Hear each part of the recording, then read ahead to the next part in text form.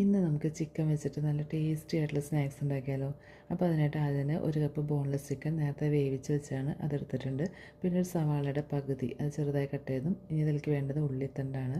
അതൊരു അര കപ്പ് ചെറുതായി കട്ട് ചെയ്തിട്ട് എടുക്കുക. പിന്നെ മല്ലിയില കുറച്ച്, പിന്നെ 2 പച്ചമുളക് ചെറുതായി കട്ട് ചെയ്തത്, 1/4 ടീസ്പൂൺ കുരുമുളക് പൊടിയും, 1/2 ടീസ്പൂൺ ഉപ്പും, 2 ടീസ്പൂൺ സോയാ സോസും, കുറച്ച് വെള്ളം ഇത്രയും ചേർത്തിട്ട് നല്ലപോലെ ഇതൊന്ന് മിക്സാക്കി എടുക്കുക. വെള്ളം കൂടി പോകരുത് കേട്ടോ. ഇനി ഇത് സമൂസ ഷീറ്റിൽ വെച്ചിട്ടാണ് റോൾ ചെയ്തെടുക്കുന്നത്. അപ്പോൾ കുറച്ച് വെച്ച് കൊടുത്ത് ഇതുപോലെ റോൾ ചെയ്തെടുക്കുക. ഇനി ഇതിൻ്റെ തുമ്പത്ത് കുറച്ച് മൈദപ്പൊടിയിൽ വെള്ളം ചേർത്തിട്ട് മിക്സാക്കി എടുക്കുക. എന്നിട്ട് അതൊന്ന് പുരട്ടി കൊടുക്കുക. അത് ഫ്രൈ ചെയ്യുമ്പോൾ പൊട്ടി പോകാതിരിക്കാനാണ്.